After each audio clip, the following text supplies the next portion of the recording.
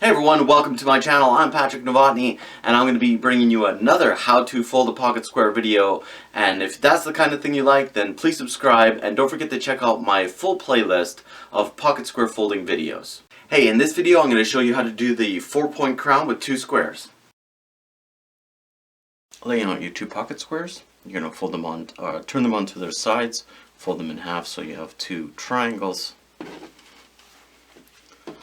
You're going to turn them back so you have the long end of the triangle facing each other. You're going to take the bottom end of your pocket square here, match up your points, and it's going to cross over onto the blue side, and then doing the same with the blue over the yellow.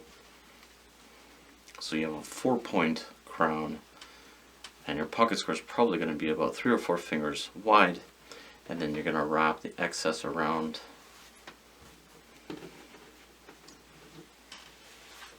kind of like an ice cream cone.